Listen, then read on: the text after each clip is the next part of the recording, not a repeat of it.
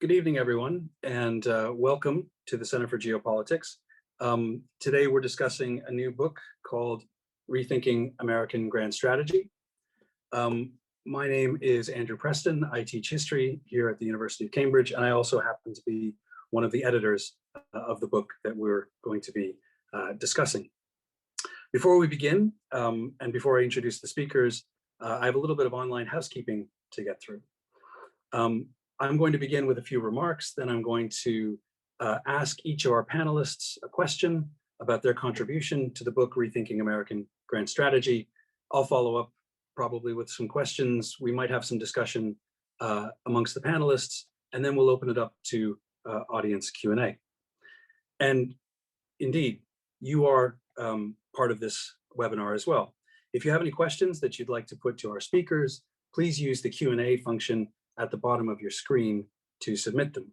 Please give your name and institution or location when sending in a question. You can submit those questions at any point throughout the event, and I'll do my best to get through as many as possible, and I do apologize if we don't get to your question. As always, this event is being recorded and will be made available on the Center's website and YouTube channel in the coming days. The address will be added, the webinar will be added to the chat shortly, along with our Twitter handle if you'd like to tweet about tonight's discussion. So we're here to discuss, as I said, this book, Rethinking American Grand Strategy, which was recently published by Oxford University Press. And as I said, I'm not only an historian here at Cambridge, but I'm also one of the editors of the volume. And I just wanted to say a few remarks at the outset before I introduce our speakers, and then turn to some Q&A with them. And I wanted to begin by sort of reverse engineering the title, Rethinking American Grand Strategy, to take those three components, Rethinking American Grand Strategy, and to begin backwards with Grand Strategy, and just to sort of get at what the central purpose of the book is, and where it sits in some of the discussions, some of the current discussions in terms of theory, in terms of historiography, on the concept of grand strategy and where it fits in American diplomatic and American military history. So in terms of grand strategy, if we begin with the end, why grand strategy? Well, it's an extremely popular topic. The Center for Geopolitics used to have the term grand strategy in its title. It was shortened, I think, for good reason, but it does get to a sense of the popularity and importance in which the term is widely held. So it's a very popular topic. You hear it thrown about not only in academic studies, but also in history and IR and political science and whatnot, and in war and conflict studies. But you also hear it bandied about in the study of management, the study of business, the study of public health and whatnot, but not normally at a scholarly level. So it's a very popular, but not necessarily well understood subject. And we wanted to rethink, or at least reconsider, what grand strategy was. So that's why grand strategy. Why American? Why choose the United States? Well, the glib answer is that all the editors, the three editors, and we have one of them here tonight, as well as all the contributors, are specialists on the foreign policy of the United States. That's the glib answer. But there is a better, more intellectually justifiable reason as well. And that's because the United States has an immense amount of power, and the scale of that power makes it an ideal case study for examining a concept like grand strategy. The United States doesn't just have a lot of power, it has a lot of power in many different ways, not just military, not just political, not just economic, but cultural as well. And a lot of what happens in the United States, even if it doesn't necessarily directly affect what happens in other countries, what happens in the United States that might be purely domestic has these ripple effects that are felt all across the world, as we saw in this country with the murder of George Floyd last year, that set off any number of protests and discussions and debates at all levels of British society. And that was true in Europe, that was true in a lot of other parts of the world as well. So the United States, if you're going to reconsider or rethink something like grand strategy, and you want a national case study, the United States, at least we thought, would be a perfect case study. It doesn't mean that you have to look at the United States if you want to think about grand strategy. And of course, there are lots of great studies of grand strategy that look at China or Britain or in a more comparative context. But for our purposes, we settled on the United States. So that covers grand strategy, that covers American. Why rethinking? And for a long time, the study of grand strategy was not exclusively, but it was predominantly about the military and diplomacy, and perhaps maybe economic power. But it was very conventional, it was very traditional. And what we wanted to do was stretch it out and to make it more capacious and to reflect on and use grand strategy to reflect more on the complex world we live in and not just to think about it historically. Although, as we say in the book, we do think that history is probably the best way of studying grand strategy and also to then draw out some contemporary implications and lessons. And yet the purpose of the book is not to replace or reinvent a traditional concept, but to rethink it and to make it more relevant to the contemporary world in which race, religion, gender, public health, and so on are an inescapable part of statecraft. And so the chapters in the book, and each chapter is authored by a different person, sometimes two people, cover new ways of looking at grand strategy, but they're also new ways of thinking about what we might think are more traditional approaches to grand strategy. Well, here to discuss all this with me are another of the book's editors, Chris Nichols, and two of the authors, two authors of some of the book's chapters, and that's Kate Epstein and Julia Irwin. And I'd like to introduce them each now and then turn to them with a question or two before we throw it open to audience Q&A. We'll first hear from Chris Nichols. Christopher McKnight Nichols is director of the Center for the Humanities, as well as the Sandy and Elvis Sanders Eminent Professor in the Honors College at Oregon State University in Corvallis, Oregon. An Andrew Carnegie Fellow, Chris is best known for his book Promise and Peril, America at the Dawn of a Global Age, which Harvard published in 2011, among many other books. He's a frequent commentator in the media on the historical dimensions of current US domestic and foreign policy and politics, including a recent opinion piece in the Washington Post on the subject, funnily enough, of grand strategy and the COVID pandemic. And I'm sure we're going to hear a lot about that today. We're then going to hear from Kate Epstein, who is an associate professor of history at Rutgers University, Camden.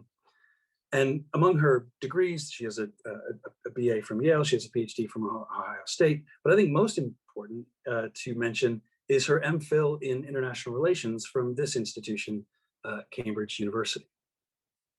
Her first book was Torpedo, Inventing the Military-Industrial Complex in the United States and Great Britain, which Harvard published in 2014. Her current book project, supported by an ACLS Burkhardt Fellowship and membership at the Institute for Advanced Study in Princeton, examines the intersection of government secrecy, defense contracting, and intellectual property in the United States in the first half of the 20th century. And her work, in addition to her scholarship, her work has also appeared in the Wall Street Journal, the American Interest, and elsewhere. And actually, I think it's safe to say that I taught Kate when she was an undergrad at Yale almost 20 years ago. And also, this is more relevant to our purposes tonight, but Kate was in one of the very first cohorts of the Grand Strategy program at Yale, which is where Yale is responsible, should take a lot of credit for the popularity of grand strategy in scholarly studies, and the Yale Grand Strategy program, which began right at the end of the last century. 1999, I think, was the first class. From there, Yale has sponsored the establishment of other grand strategy programs at a number of other universities, including in this country. Last but not least, we're going to hear from Julia Irwin, who is an associate professor and associate chair of history at the University of South Florida. Her first book was Making the World Safe, the American Red Cross and a Nation's Humanitarian Awakening, which OUP published in 2013, which is a history of US international relief efforts during the First World War era.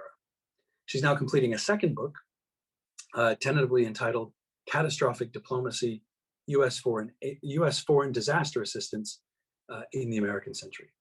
So thanks, Chris, Kate, Julia, for being with us. We have a lot of time zones here, thanks to people sort of zooming in first thing in the morning, maybe interrupting your lunch if you're on the East Coast of the United States. and postponing dinner, as is the case for me here in the UK. But it's a real pleasure to have all of you here. Chris, I want to begin with you. And I was wondering if you could tell us a bit more about the book, especially the main theoretical or historiographical contributions, how they allow us to think about grand strategy. Maybe just very briefly walk us through the main architecture of the book.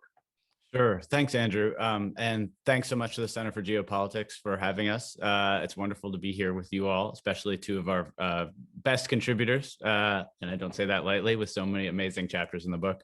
So I think one of the important things to emphasize about how we define grand strategy is that it evolved over the course of time, just for the contributors to the volume and the editors here.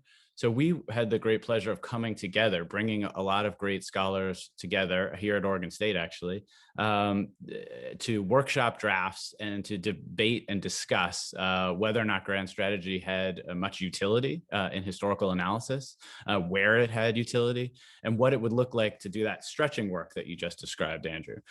So if you expand grand strategy, it's incumbent on us still to define it, right? Not everything can count as grand strategy. And there's a couple different ways we can tackle that. And I imagine we will with some of the specifics that Kate and Julia will get to, and I'm happy to, and I'm sure you will too, Andrew.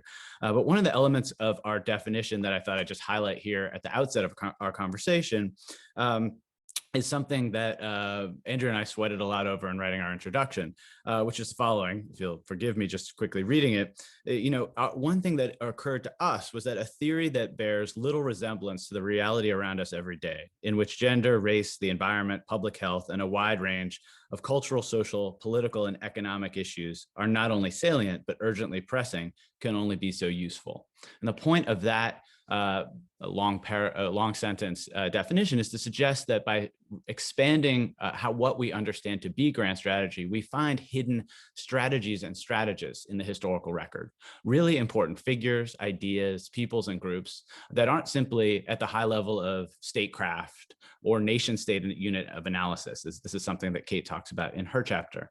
And if you do that, you find the kinds of grand strategies that from the very outset of this project, which really started in 2014 and 2015 with conversations between myself and Andrew and Liz Borgwart, who's our other editor, you find that there are other kinds of organizations, groups, and thematic structures that fit for thinking about grand strategy, or at least are a partial fit and are worth our attention as careful historians and scholars looking at the historical record. So we'll hear from Julia, we'll hear from Kate about some of the ways that they've done that, but I'll add a couple more. So public health didn't seem to be such an important issue in 2015 and 2016 when we first got together, but we had the great pleasure of having Betsy Bradley, who was at that point the director of Yale's Grand Strategy program and is a public health scholar in her own right, there with us at our conference. And she encouraged us to think about George W. Bush's PEPFAR program for AIDS relief in Africa as one of the actual most important and most successful programs of the Bush era.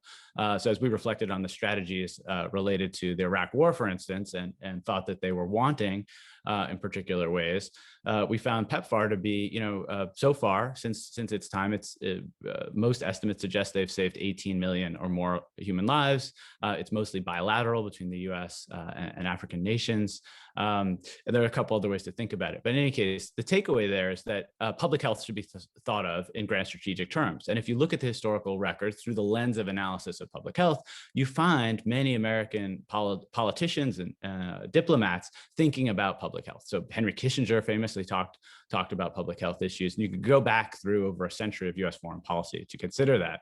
And a notable piece of my own recent work on this is that after the flu pandemic of 1918 and 19, many other nation states around the world learned lessons from that moment to develop domestic and foreign policy public health grand strategies. So Germany, despite being ravaged by the war, is working on universal health care. Canada develops its first federal structures of public health, which also have corollaries in foreign policy, but the US does not.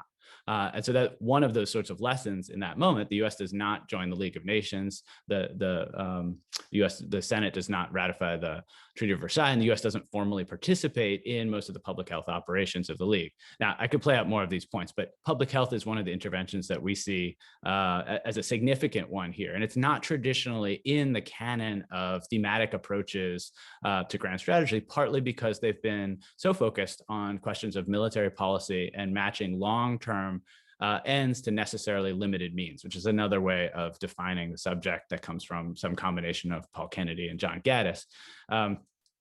Another intervention that I think is really important in the project is when we find these hidden strategies and strategists, then playing out an understanding of them that is more nuanced than some of the more facile conversations about grand strategy today. This is something that you get in Hal Brands' chapter, where he talks about fallacies of grand strategy. And I think this one holds really well. And hopefully Kate and Julia will touch on this too.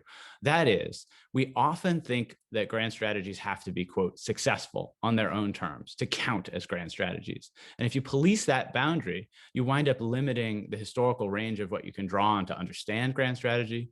And frankly, in narrowing it in that way, you may do a disservice to historical actors who didn't have quite as much power, but did in fact do grand strategy in their own right, and have some successes. So my example in my chapter, which we can get to later, is Woodrow Wilson.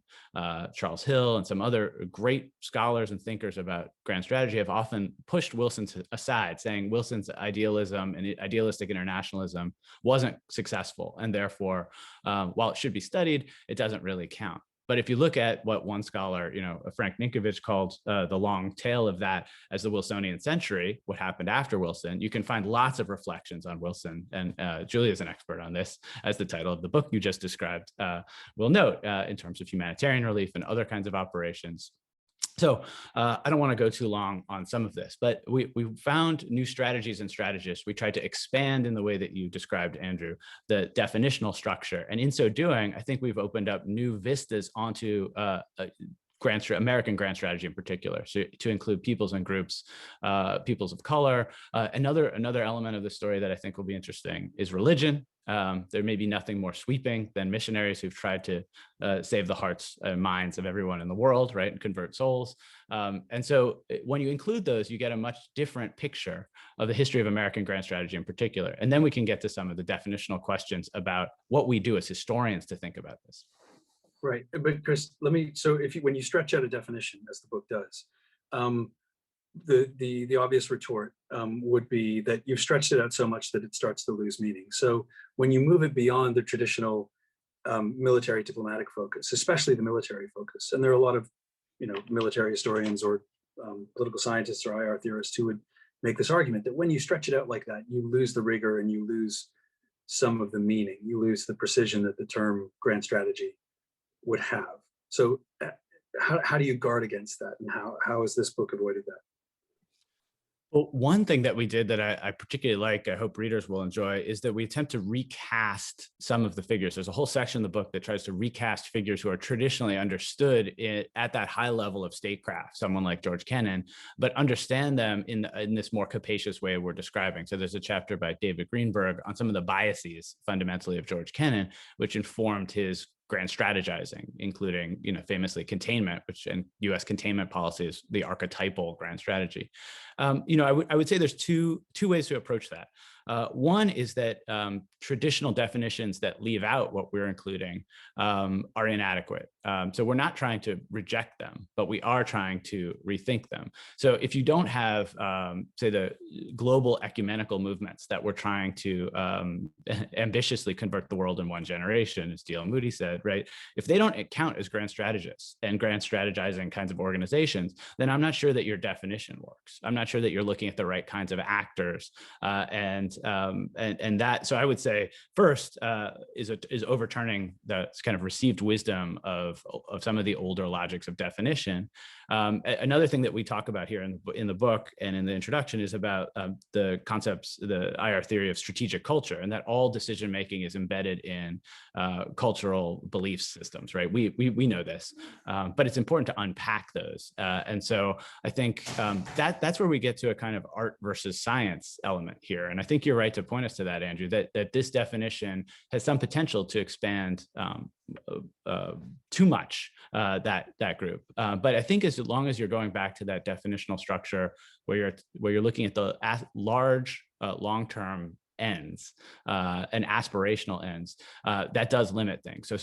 So historical actors who weren't pushing for major sweeping changes, had more incremental kinds of goals. They simply don't fit. That would fit in strategy or tactics. And we could talk about that. Sort of Clausewitz is thinking about that, using soldiers to win the battles and armies to win the wars. And we're talking about, shaping the peace as well, the holistic sense of all of that, which is what all the best definitions of grand strategy do. Historically, you can go back to Romans, you can go back to different societies, to antiquity, move up through the present. I could go on this, but how about I leave it at that? Yeah. Let me one more quick question before we turn it over to Kate. What's missing from the book? What would you, if you were to do a second edition, what would you include that's not there? I mean, I know that, and I say this because I'm asking this question because the audience won't have had a chance to look at the book, and part of the argument that the book makes is that a lot of things could be considered, not everything, but a lot of things could be considered as part of grand strategy, or could be analyzed through a framework or through a theory of grand strategy. But not everything is in the book because it can only cover so much. So, for instance, there's no chapter on AI. There's no chapter on cybersecurity. And just looking at headlines of the last few days of the Colonial Pipeline issue, that's an obvious gap that maybe the book could have covered. Are there other things, without going into too much detail, are there other things that you'd like to flag up that people might want to ask questions about in the Q&A that we don't cover?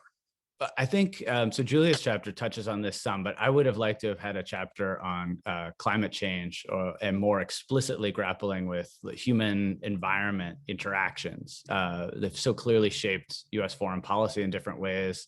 And that we didn't pull that off when we were conceptualizing the project. I think you're right to think about AI and technology more broadly, technological factors as shaping grand strategy and thinking about grand strategy. Those are two that obviously come to mind. I'm curious to know what our other authors here think, so I won't belabor that any further. Also, our editor may be on the call, and we shouldn't talk about the deficiencies of the volume, Andrew. All right. Okay. Nice dodge. Okay, so let's turn things over to Kate. Kate Epstein has a chapter 6 in the book, and it's titled "A Useful Category of Analysis." A useful category of analysis? ? Grand strategy and U.S. foreign relations from the Civil War through World War I, and that's obviously the American Civil War that Kate is beginning her chapter in.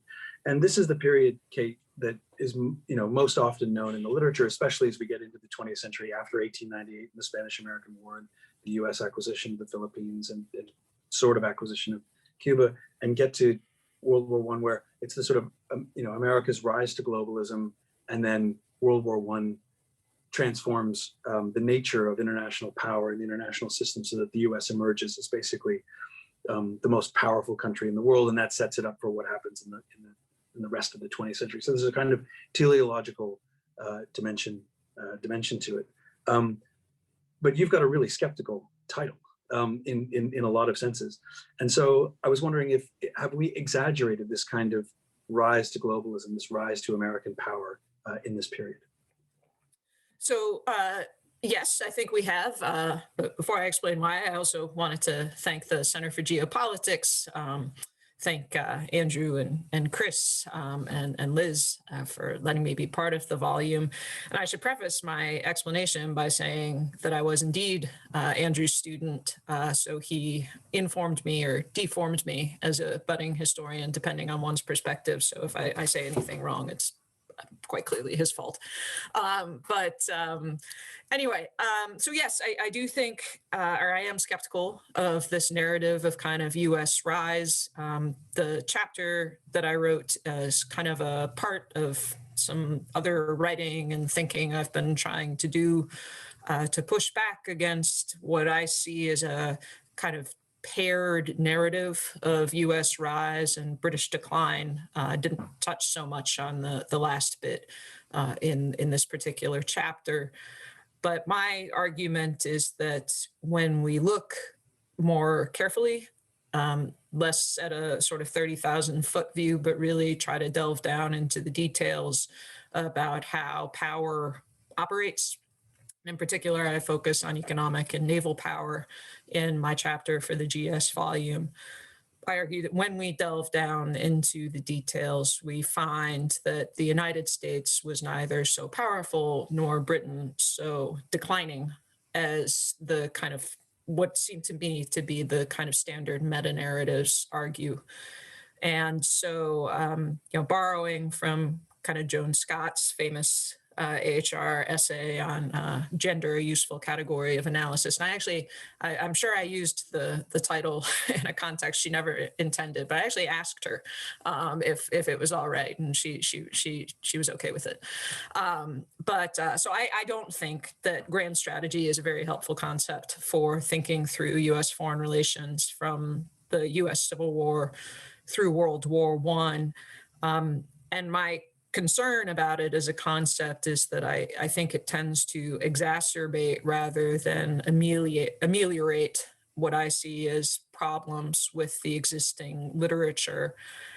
And in particular, the sort of grandness of grand strategy, I think, takes us away from focusing on kind of really important details, which I don't think are kind of just details. I think that when you reflect on them systematically, they actually compel a new explanatory paradigm, or if not a new one, then a different one than the one that we've been working with for this period. So my answer, or my argument in the chapter, is that what we really need to be thinking about instead of grand strategy is really political economy. In terms of understanding kind of U.S. foreign relations in this period, thinking about political economy, both at a subnational level in the United States and at an international or really global level. I think the word international is kind of problematic here because it suggests that kind of the global is merely an accumulation of the national, when I think we ought to think about the global as something that has its own kind of logic and momentum beyond the power of individual or collective nation states to control. So I argue that to really understand what the United States is doing in the world in this period, we need to attend to kind of the subnational and supranational levels of analysis, and that political economy, which is a concept that's like grand strategy, fundamentally about power, is a better way of getting us there than the concept of grand strategy, excuse me. Great, thanks. So in this period, basically, you look at just to get back to something that you said in your remarks and that you detail in the chapter, that we've exaggerated. If we've exaggerated America's rise to power, we've also exaggerated Britain's decline. This notion of Britain as the weary type is a familiar expression from the period. Can you sort of tell us a little bit about exactly what you mean, going into some of the details as to how you measure that? Sure. So my argument is that kind of existing models of national power for the turn of the century in particular, although you could probably run it forward through the 20th century as well, rest too much on industrialization or industrial power, and in particular, really on a fairly crude manufacturing capacity. My thinking has been influenced here by a scholar named Michael Falcone, who's actually now a postdoc at Yale. But Michael has really tried to argue that basically quantity is not the same as quality when it comes to manufacturing capacity, and manufacturing is also not the same as research and development. It's not the same thing. I mean, he's sort of picking up on David Edgerton's work here as well. It's not the same thing as large scale state organization and sponsorship of private sector initiative. And so Michael's work has really kind of made me think more about how even the manufacturing element of U.S. power, I think, needs to be qualified. We're really talking here about the ability, as I read in my chapter, the U.S., I think it was kind of the China of its day. It could produce lots of stuff cheaply, but that's not to say that it could produce kind of really cutting edge, high quality stuff at the same level as, say, Britain actually could produce steel and so forth. So I argue that we need to pay as much attention to globalization as industrialization when we think about kind of the inputs of national power. that if you look at globalization and not just at industrialization, the picture actually looks very different. Britain was still very clearly the unquestioned hegemon of the global economy. Britain, I've argued elsewhere, we have to remember, is an empire. It is not the home islands and the empire. When you see statistics about kind of the US overtaking Britain economically, usually those statistics are measuring the home islands. The empire just drops out of the picture, even though it most certainly was not dropping out of the picture from the perspective of decision makers or publics at the time. So my argument is that when we take account of globalization, the infrastructure of globalization, I think there's a tendency to think about globalization as this thing that kind of happens in the cloud. It's all flows and so forth. But globalization has an infrastructure, the same as industrialization has an infrastructure of factories and railroads. For globalization, it's a financial services industry, it's a global telecommunications grid, it's a merchant marine, and Britain still dominated these things before, right up to the outbreak of World War I. The United States, as I argue, was really, not crippled, but hamstrung in any attempt to build an alternative infrastructure of globalization, including a globally deployable ocean-going Navy by domestic political economic divisions. For instance, the Navy had to be paid for by revenues from the tariff, and it had to be built in northern shipyards. And these were pillars of the capital R Republican Party coalition. Democrats generally opposed these things. So these are the sorts of things that I think we need to be paying attention to if we're to make sense of U.S. Foreign relations during this period. And I don't see grand strategies helping us get there the way that I see political economy doing so. Yeah, your comment on globalization brings to mind something Tony Blair said, and I'm paraphrasing here, but he said, people who, this is 20, 25 years ago, when he said something like people who protest against globalization, it's like protesting against the sun rising in the east and setting in the west. I mean, it just happens, but you're sort of showing that's not actually the case, at least not it wasn't a century before. Your mention of China brings to mind a question I wanted to ask you, and what are the lessons for today? If your period is a rising United States and it's traditionally seen as a rising US and a declining Britain, saying that's more complicated. What does it mean for today, where we have a rising China, although the Center for Geopolitics' Casey Lin quite rightly says on every occasion I've heard him speak about this, that China is not a rising power, it's risen.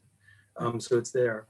And I've argued in print and elsewhere that actually the notion of US decline is greatly exaggerated today. And the US actually isn't in all that much decline. I know that's a controversial topic. You don't have to necessarily agree with those perspectives, but what is your analysis of US-UK relations in the late 19th, early 20th century tell us perhaps about the present and future of US-China relations today?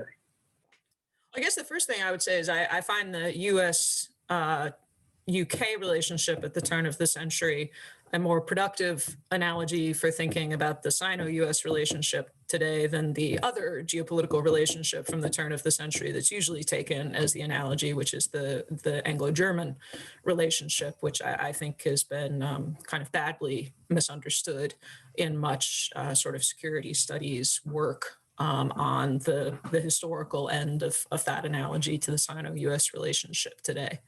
But I didn't argue it in this chapter. I've argued elsewhere that the United States, as you kind of alluded to, Andrew, I don't think globalization was just something that happened. I think people with interests who wanted certain things to happen made choices that, when you wrap them all up together, account at a macro level for globalization.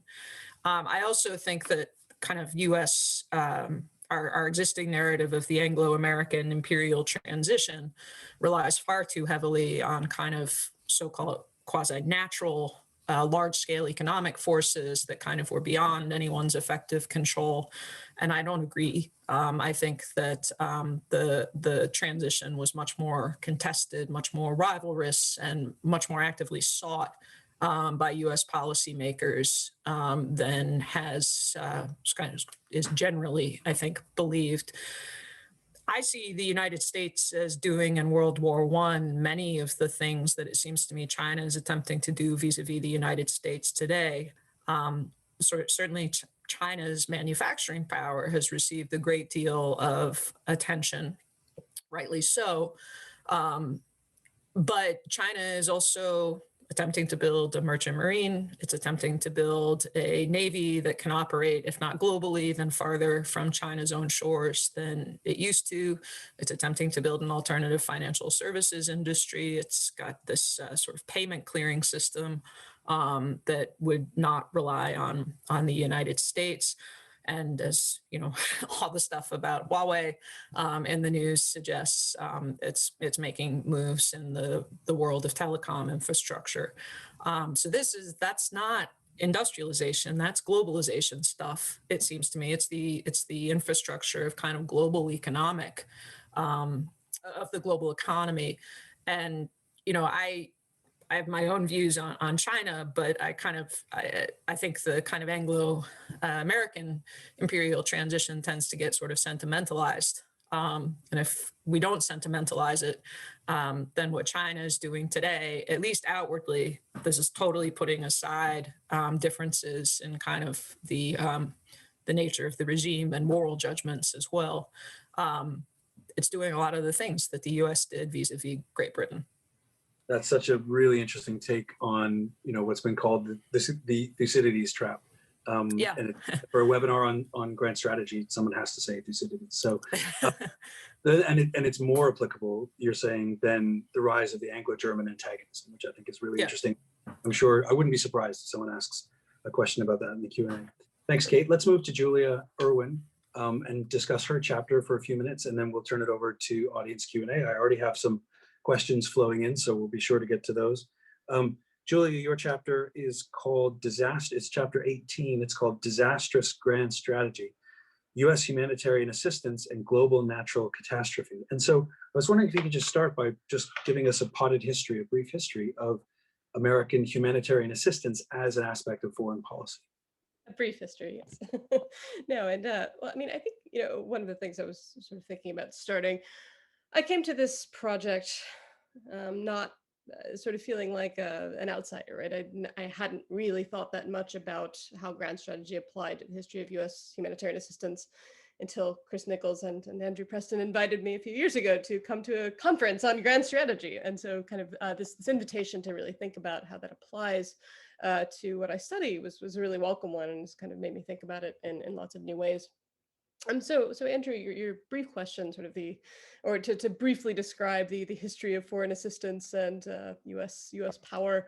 If you look back, to the time of the American Revolution, and certainly even before, there's a long history of U.S. humanitarian engagement with the world in ways that have been motivated by moral and altruistic goals of the people performing it, but also to serve strategic interests, to win the hearts and minds of peoples throughout the world, to ensure stability and places of unrest, especially places of strategic concern for the United States, to maintain trade relations with important kind of economic partners who might be suffering from humanitarian crises. So we have this long history going back, but much of it's carried out by private citizens, not by the state. They're doing so often in partnership with the state and with the encouragement, the promotion of the US government. But it's really not until the late 19th and into the 20th century that you start to see the US government playing more of a direct role in humanitarian aid in places throughout the world, both through its partnerships still with the private sector, but also through its military, through US military forces stationed throughout the world after the United States becomes an overseas empire, gaining territories in the Caribbean and the Pacific. You start to see naval ships carrying out foreign relief operations, army troops stationed on the ground in various places as well. You also start to see diplomats and consuls who are increasing in number throughout the world, performing foreign assistance activities for the United States. After World War II, all of this explodes and becomes much more state-driven. The United States government adopts foreign assistance as really part of the architecture US foreign policy. We see this kind of, it's famously dated to the Marshall Plan, but in the aftermath of World War II, both through relief and rebuilding in Europe, but also things like the Point 4 program, which was the prelude to foreign development assistance, increasing through the 1960s with the creation of USAID. And it's really in the 60s and beyond that foreign aid, humanitarian aid, as well as development assistance becomes a thing that the US government does. And this kind of lasts until today, does officially. So a lot of my own kind of thinking about this, about this is how do you define humanitarian assistance as an element of strategy without dismissing the positive motivations, the moral, the altruistic motivations, but also realizing that humanitarian aid is strategic. Foreign aid is part of how the US government thinks about its relationships with the world, its own national security interests. This speaks a bit to what Chris was saying too about thinking about public health and disease. It's not simply sort of things that happen in the world. Humanitarian crises don't just affect the world outside. They affect, they have the potential to affect the United States and its own national interests as well. I don't know if I should stop there or continue talking a bit more about the chapter itself. I think you had asked for an overview of humanitarian assistance, so that's where I started. But well, let me jump in with a question, and then we'll turn it over to the audience Q&A. But thinking about it historically, but also up to the present, how does the U.S. There are obvious benefits from providing humanitarian aid and disaster relief, either because of disease or because of an earthquake or something, I don't know, around the world. There are sometimes drawbacks that may not be evident at the time, like in Somalia, which began as a purely humanitarian mission in 1992, and mostly there was very little strategic rationale, and then it turns into a strategic issue and becomes a big disaster for the U.S. But the question is, how have policymakers, how have American policymakers sort of weighed them up, because they can't respond to every disaster. Maybe they do. So how do they weigh them up? How is it? How do you, what are the instances in which American policymakers decide this is part of our strategy, and there are other aspects where they just think actually this isn't one? Yeah, and I'll start by responding. I don't think there is such a thing as a purely humanitarian episode, yeah. right? There's a nice. You're right. Yes, I would contest that. But no, it's a good question, and this is also so the chapter I wrote, the book I'm currently completing right now is focused on U.S. responses to what we call natural disasters. So disasters caused by natural hazards such as earthquakes, hurricanes, flash floods. And I'm really focusing on these sort of sudden emergencies. So how do you plan? How do you have a strategy for something you can't predict, for what seems to be a contingency that you can't really predict? How do you respond? And I think a lot of what I'm arguing this is the sort of structures that are in place to be ready to respond. A lot of that's about strategy. It's about the sort of coordination, the planning, the thought that goes into it, the budgets, the decisions that we need to create these budgets for foreign assistance, for humanitarian assistance. We need to appoint people who are experts and have professional expertise in these fields, who will be sort of on standby to respond at a moment's notice. And the question of which disasters is an important one, right? So sometimes it happens to be, again, sort of areas of more strategic interest that a lot of the research I've done, for instance, for this book, I'm looking at declassified top secret materials from the Cold War era. And they're very, very clear that, there is a disaster in this area in Western Europe that we really need to send money in to show that the United States is providing more aid, for instance, than the Soviet Union. We need to provide assistance to this place to minimize the threat of, this is their language, to minimize the sort of communists are taking advantage of this foreign assistance. We need to, or of this disaster, we need to send in aid to stabilize the situation, to win hearts and minds, to convince sort of the survivors of this catastrophe that the United States is here. And so some of it is those sort of strategic concerns. Some of it does become matters of timing and luck.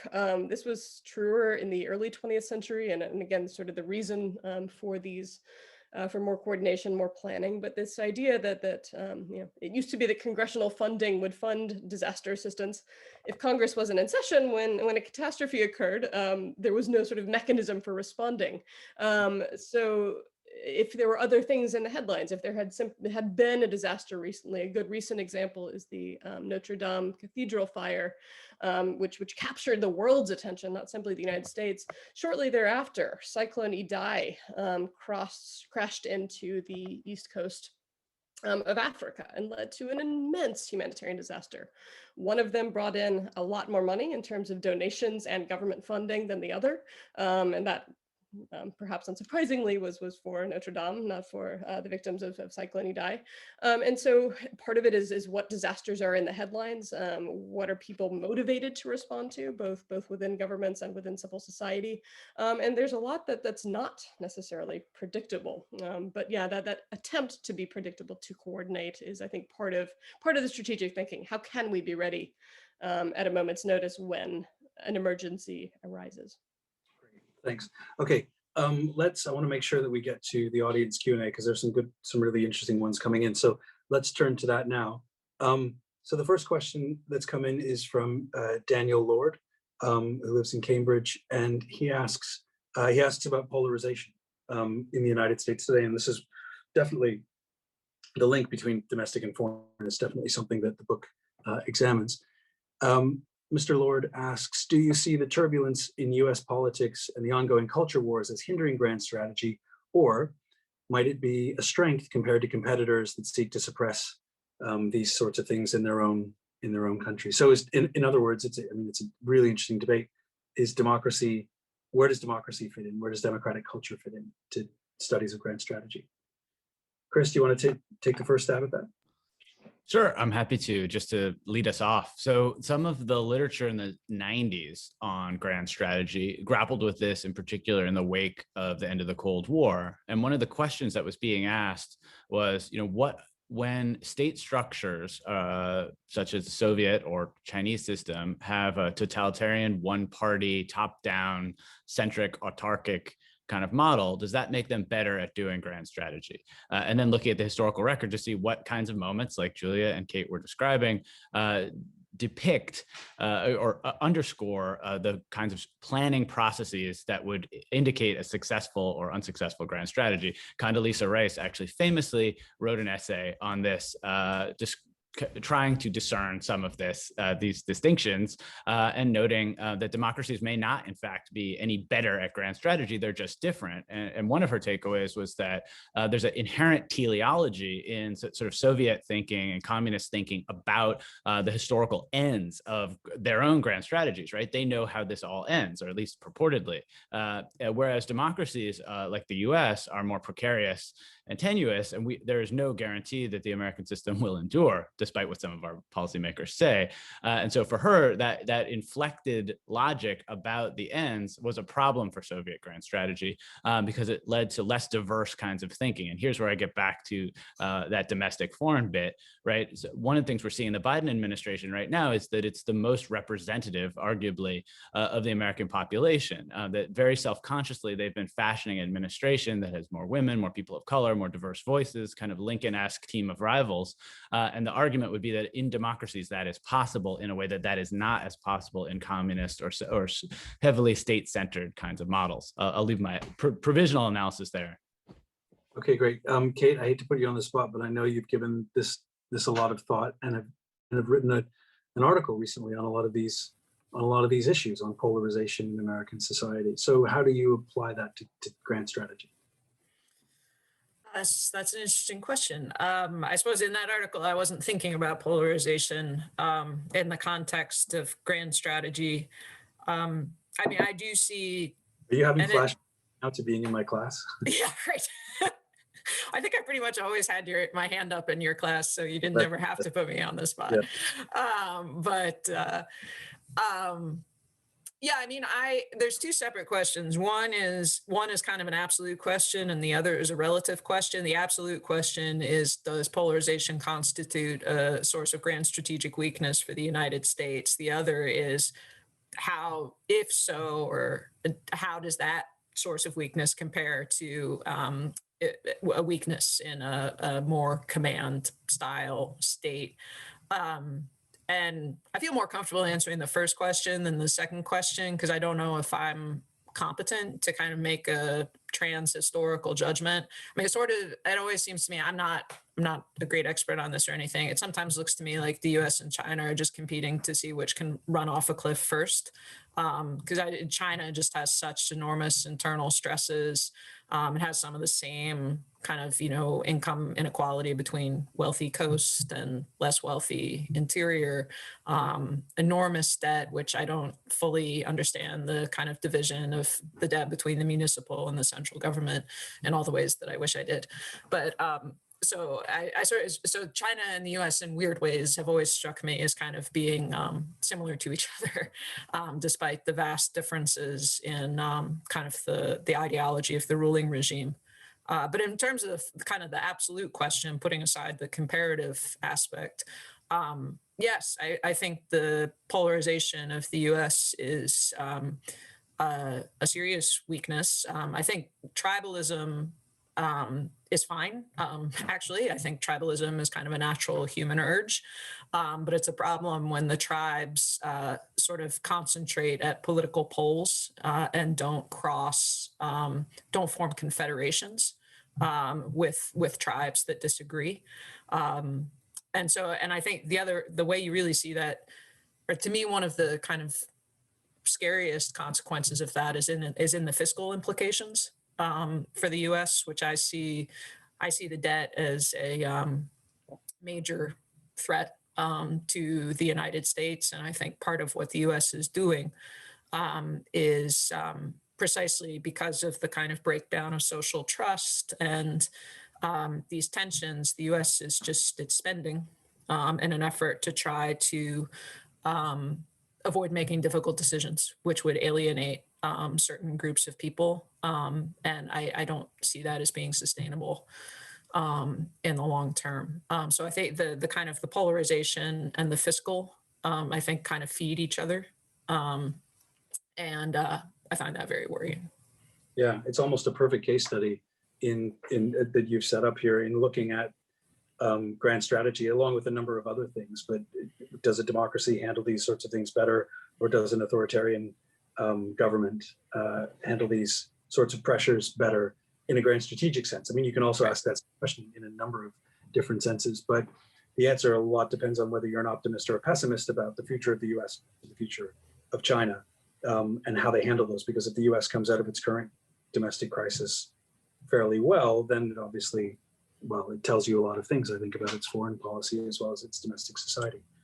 Julia, did you want to jump in on this important question as well? Yeah, I think Chris and Kate have covered things, so we can move on to the next. Okay, excellent. We've got and just wave if anyone wants to jump in on something. So we've got a question here from a Quanzhen Chen from here at the University of Cambridge. And he asks, when we think about grand strategy and apply it to historical research, how do we avoid falling into the trap that historically or geographically ignores particularities of different regions? And we've kind of touched on this with the US-China question. But of course, this is a very US-centric book. There's, in the introduction, the editors make no apologies for it. They explain it. But it is a very US-centric book. But how do we think about these things comparatively? How do we theorize across space and time? Which I know a lot of IR theorists have already done this, but what would you guys say, not as specialists necessarily in another country or in another society, say about thinking about GS and the international society, the human condition, what have you? Chris, I believe it was directed to you. Yeah, well, I'd actually love to toss that at Kate, if you don't mind my doing it, because in her chapter, I think we disagree slightly, probably very little, but in her chapter, she talks about the challenges of trying to draw out insights and lessons from this history, and that the temptation of a lot of GS literature is to do that and then to much more strictly attempt to apply those lessons. I use that word cautiously because there's some very nuanced and careful analysis in GS that does note differences and distinctions across historical eras. So Kate, how did you grapple with that in your chapter? That might help to answer this question. That's true, and it is probably the most comparative chapter in the book. I mean, I guess to me, the question seems like almost a subset of a bigger question about balancing particularity with generality more broadly. And the question kind of touches on a sort of geographical or spatial aspect of that tension, but I think it exists more broadly. And I actually think that my chapter is kind of not well, certainly not the only one in the volume that touches on that. I think in Mary Dujak, from a very different perspective, is basically saying that, you know, the details, or that people, what grand strategists think about the details, or as the details, that's the story. And so she's doing that from the perspective of kind of casualties, the casualties of the violence that's so often at the heart of a grand strategy. And so I think it's a broader tension between particularity and generality. And, you know, part of the reason I've kind of moved away from thinking in terms of grand strategy, at least for the period that I wrote my chapter about, is that I thought it made the problem worse, not better, if the goal is to try to really grapple with history in all of its detailed, precise complexity. Then I think grand strategy gets in the way of doing that. And if if I thought it helped me do that, I'm always like delighted to find some tool that I feel gives me a kind of more precise, more productive lens on the past. And it may be that grand strategy is that tool in other contexts, but I don't think it is for the period that I wrote about. Okay. We have a question here from Tyrrell Volker, and he lists a number of things that actually, most of which is not covered in the book. Cryptocurrency, very complex financing, complex debt structures. A lot of it's economic, but there are other things too in terms of cyber warfare and as we mentioned briefly earlier, artificial intelligence and other things that have made the current world scene just infinitely more complex than when strategic concepts were first devised. It could be 2,000 years ago, it could be 1,000 years ago, it could be 100, 200 years ago. And grand strategy, I should say, as a concept, is really a child of or a product of the late 19th, but really especially the 20th century, when people started speaking about grand strategy, started thinking about it consciously about grand strategy. And Tyrrell Volker's question is, does the proliferation of what should be included in grand strategy demonstrate the ever-increasing realization and the demise of the Westphalian system? And I'm going to put my own little spin on that too. Is the complexity of grand strategy and of the international system, meaning that we're seeing the demise of Western-centric terms like grand strategy or national security or other types of ways of thinking about international society? We only have a few minutes left, so let's have a short, snappy answer.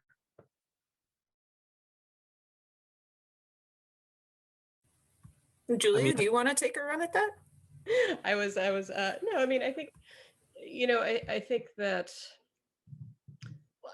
I guess my response is sort of thinking about this volume, right? And thinking about the ways that we are trying to broaden the concept is a way to realize that, you know, states have myriad interests, that you know, maybe the ways that we have traditionally thought about them simply don't work, right? And we need to have this more far-reaching, kind of more comprehensive way of thinking about all of these issues. So I think that that's not necessarily, you know, an end to this, but maybe a beginning of thinking about sort of new ways of thinking about it, new paradigms, broader ways of thinking.